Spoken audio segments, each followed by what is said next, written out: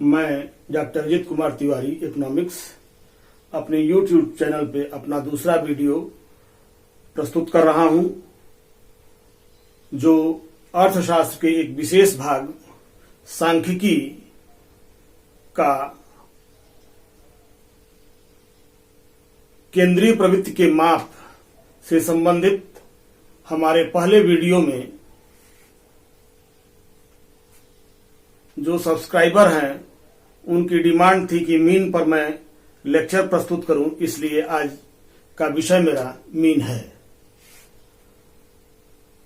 सामान्यतः माध्य की जब चर्चा होती है तो माध्य के रूप में समांतर माध्य का ही नाम सबसे पहले आता है, क्योंकि समांतर माध्य वो चाहे स्थित संबंधी माध्य हो, चाहे गणितीय माध्य हो, चाहे व्यापारिक माध्य हो, इन सभी माध्यों में गणितीय माध्य की प्रासंगिकता या महत्ता इसलिए है क्योंकि यह वैज्ञानिकता पर आधारित है और समांतर माध्य की वैज्ञानिकता होने के कारण उच्च सांख्यिकीय अध्ययनों में सबसे अधिक उपयोगी माध्य के रूप में इसे देखा जाता है। आमतौर पे समांतर माध्य से अभिप्राय पदों की योग को उसकी संख्या से भाग देने पर हम प्राप्त करते हैं। जो प्राप्त मूल्य होता है उसी को समांतर माध्य कहते हैं। इसे x बार द्वारा प्रदर्शित किया जाता है। According to FC Mills, the arithmetic mean is the center of gravity of a distribution, अर्थात यह किसी वितरण का समातोलन बिंदु होता है या समातोलन केंद्र होता है। अर्थात सेक्रिस्ट के अनुसार एक समंक माला के पदों के मूल्यों को के जोड़ में उनकी संख्या से भाग देने पर प्राप्त संख्या समांतर माध्य कहलाती है। इसी प्रकार की परिभाषा किंग ने भी दी है।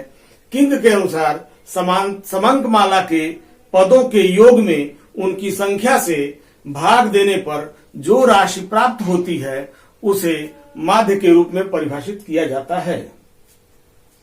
अतः माध्य की परिभाषाओं के उपरांत हम सबसे पहले समांतर माध्य के गणना के विधियों पर ध्यान केंद्रित करेंगे। समांतर माध्य के गणना की मुख्यतः 3 विधियां प्रस्तुत की जाती हैं। पहला, व्यक्तिगत श्रेणी।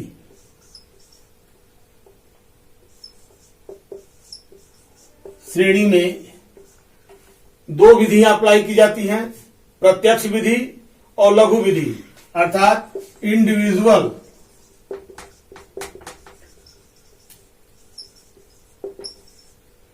सीरीज की 2 मेथड्स हैं, एक डायरेक्ट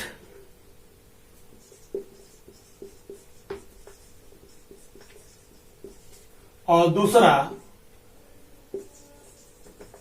शॉर्टकट मेथड।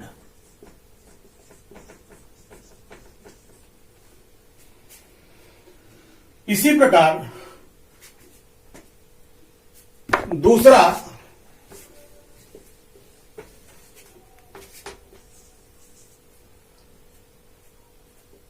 असतत या विच्छिन्न श्रेणी के अंतर्गत भी हम 2 मेथड अप्लाई करते हैं। इसे डिस्क्रीट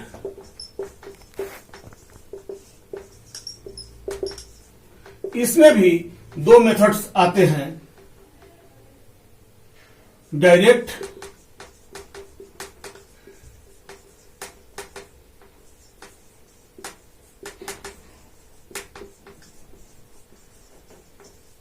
शॉर्टकट मेथड। और तीसरी जो विधि होती है वह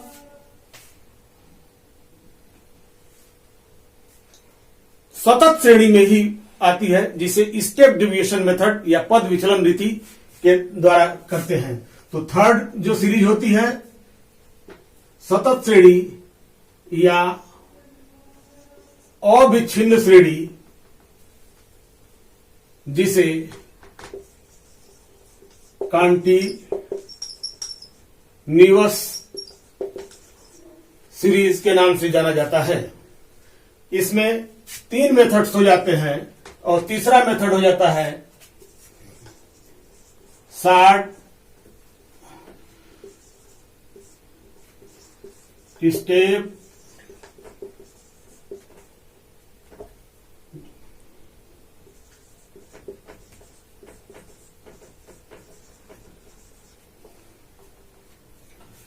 प्रिय छात्रों, मैं इसके फार्मूले को एक चार्ट के द्वारा एक जगह समेकित करके आपके सामने प्रस्तुत कर रहा हूं, जो आपके लिए एक समरी के रूप में अत्यंत प्रभावी होगा।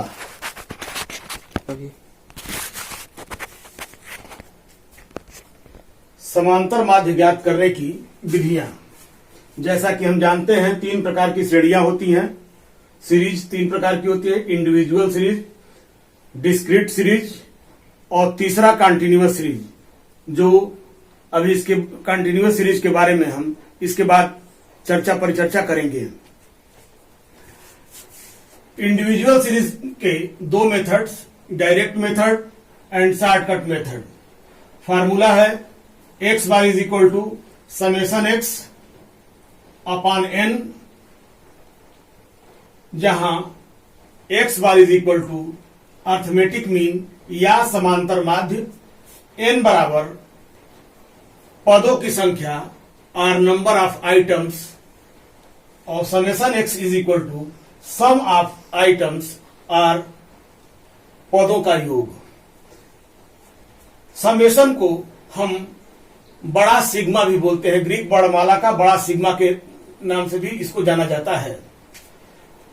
वहीं लघु रीति में हम श्रेणी में से या चाहे तो श्रेणी के बाहर से भी एक माध्य का चयन करते हैं। आमतौर पे गणना के दृष्टि से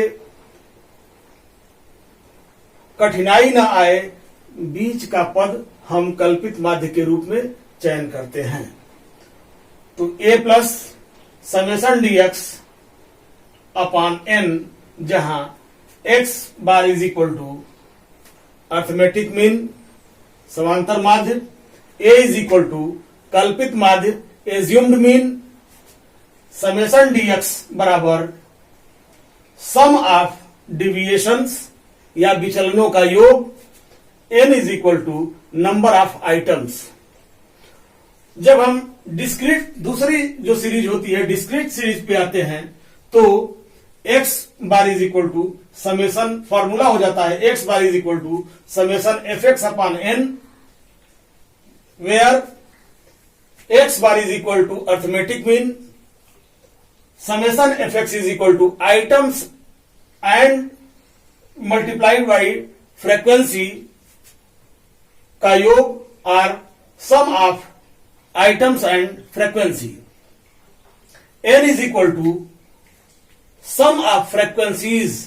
यहां ध्यान देने की बात यह है कि इस फार्मूले में n का मतलब होता है नंबर ऑफ आइटम्स, जबकि डिस्क्रीट सीरीज या खंडित या असतत श्रेणी या कंटिन्यूअस सीरीज या सतत श्रेणी में n का मतलब सदैव आवृत्तियों का योग या सम ऑफ फ्रीक्वेंसीज होती है। x bar is equal to, जब हम लघु रीति से इसकी गणना करते हैं तो x bar is equal to a plus summation f dx upon n, where x bar is equal to समांतर माध्य, a इज इक्वल टू कल्पित माध्य assumed mean, n is equal to sum of frequencies summation f dx is equal to sum of items and items पद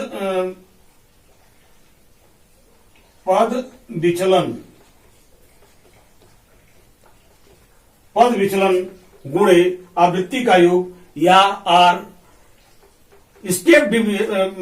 सम of step deviation multiplied by frequencies.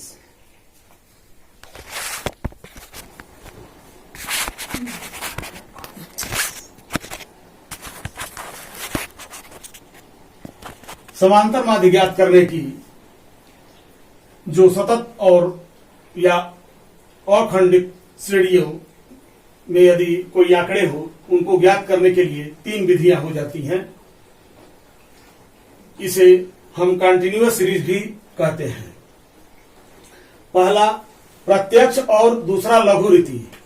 प्रत्यक्ष और लघु रीति में बिल्कुल सूत्र वही होता है जो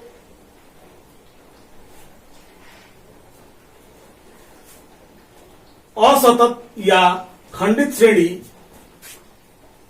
में अप्लाई किया जाता है। अंतर केवल पद विचलन रीति का होता है जो सतत श्रेणी में पद विचलन रीति के द्वारा भी हम समांतर माध्य की गणना कर सकते हैं। लेकिन ध्यान देने की बात, सबसे बड़ी बात यह होती है कि पद विचलन रीति का प्रयोग हम तभी कर सकते हैं जब वर्गांतर समान हो। यदि वर्गांतर समान नहीं है तो पद विचलन रीति का प्रयोग नहीं करेंगे। यदि हम प्रयोग करते हैं तो निष्कर्ष भ्रामक आएंगे। अतः कोई भी गणना प्रक्रिया हम शुद्धता के साथ करें और जो उसके मानक हैं उन मानकों को लेके चलें तो हमें अशुद्धि नहीं होगी, क्योंकि सांख्यिकी 100% शुद्धता की व्याख्या नहीं करता, 99.73%। जैसा कि हम जानते हैं कि नॉर्मल प्रोबेबिलिटी कर्व उतनी ही एरिया कवर करती है, अर्थात 0.27% ईरर की संभावना इसमें बनी रहती है। अतः विशेष ध्यान देना है कि पद विचलन रीति का प्रयोग करते समय हम तभी करें जब वर्गांतर समान हो। अब पद विचलन रीति के जो सूत्र है x बराबर a plus summation F D S upon N into I, जहां i L2 माइनस L1, जहां L2 means upper limit, L1 means lower limit, या वर्गांतर है, वर्गों का अंतर है।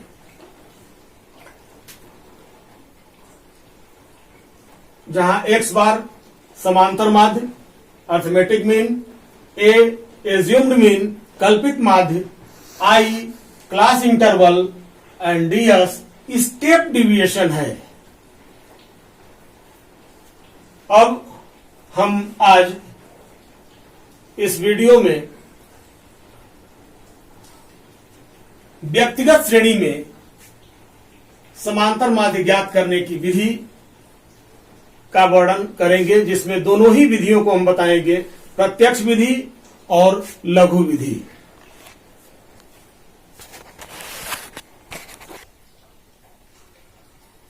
एग्जाम्पल है प्रत्यक्ष विधि से 5, 9, 18, 25, 7, 2, जिसका योग आ रहा है 66 और पदों की संख्या है 6। तो फार्मूले के अनुसार, जैसा कि मैं सारणी में फार्मूला आपको दिया भी था, समेशन x अपान n बराबर 66/6 बराबर 11। इसी क्वेश्चन को हम दूसरे मेथड लघु विधि से जब बताए हैं तो कल्पित माध्य हमने 9 मान लिया है। 9 मान लेने के बाद x माइनस ए dx बराबर होता है, तो 5 में से 9 गया, -4, 0, 9, 16, -2, -7, इसका सम आया है summation F d x is equal to 12, x bar is equal to a plus summation F d x upon n बराबर 9 प्लस 12 अपान 6 इज इक्वल टू 11। ध्यान रहे कि आमतौर से ए की गणना हम बीच के पद को लेते हैं, यदि हम चाहें तो इस श्रेणी से के बाहर का भी पद लेकर के और निकालें तो भी आंसर वही आएगा। धन्यवाद।